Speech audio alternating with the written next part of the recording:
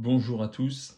Alors, je vais vous faire une petite vidéo pour vous montrer comment connecter un Drive Hub de Collective Mind sur votre PlayStation ou Xbox selon le type de matériel que vous avez. Pour ma part, je possède un Trustmaster TX Later Edition que vous pouvez voir là avec le boîtier de vitesse et le pédalier. Voilà. Je possède une Xbox et une PS5 et je voulais jouer à Gran Turismo 7 avec ce volant qui est de base compatible que Xbox et PC. Donc grâce à ce boîtier, ça rend possible de jouer avec le volant sur PlayStation, mais il y a quelques critères à respecter que je vais vous démontrer dans la vidéo parce que j'ai passé pas mal de temps à trouver la solution. Donc si ça peut aider quelqu'un, c'est pour ça que je fais cette vidéo. Donc je vais monter les étapes à effectuer. Donc en premier lieu, il faut mettre à jour le boîtier Drive Hub. Donc pour cela, il faut le connecter sur le PC. Au préalable, avoir téléchargé le logiciel sur le site Collective Mind. Ça se fait assez simplement, mais il y a une étape importante à laquelle j'ai été passé à côté et qui m'a fait perdre pas mal de temps. Donc pour le connecter et qu'il soit reconnu via le PC, vous appuyez sur ce petit bouton ici là, tout en le connectant au PC. Alors je vais essayer de faire les deux tout en tenant le téléphone, c'est pas forcément évident. Je vais poser le téléphone.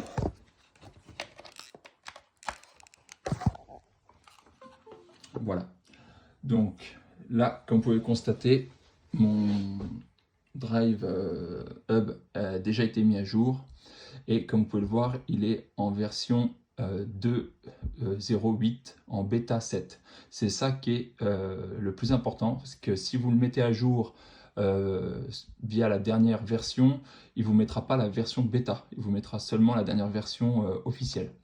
Donc pour vous mettre en version bêta, il faut utiliser la dernière version disponible. Vous cliquez dessus et là vous avez accès aux versions antérieures et aux versions bêta.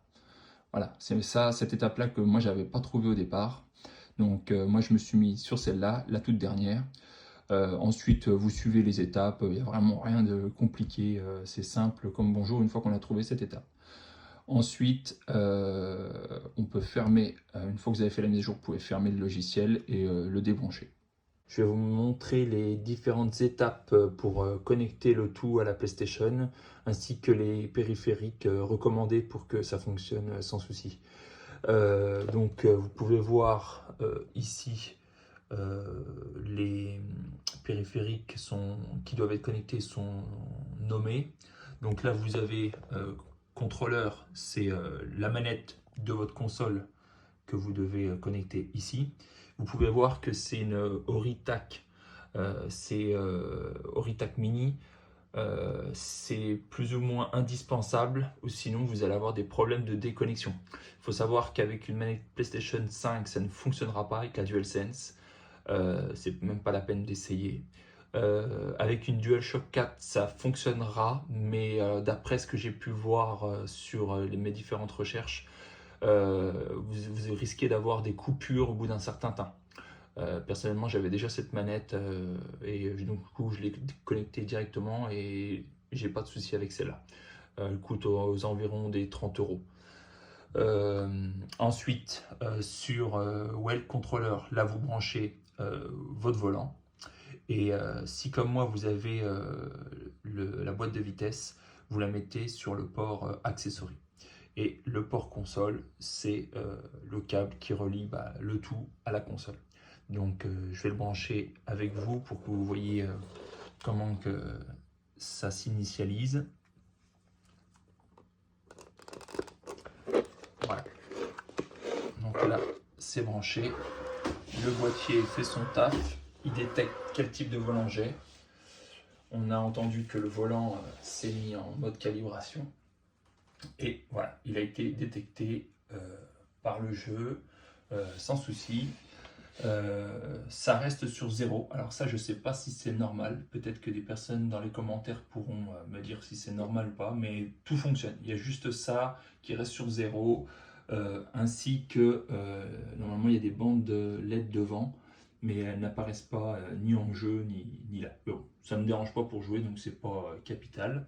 À savoir aussi que si vous avez donc le levier de vitesse, c'est-à-dire celui-ci, le TH8A, il a deux modes de connexion possibles, soit directement derrière le volant, ici, via cette connectique là, ou alors via cette connectique là qui repart en USB et que j'ai branché dessus.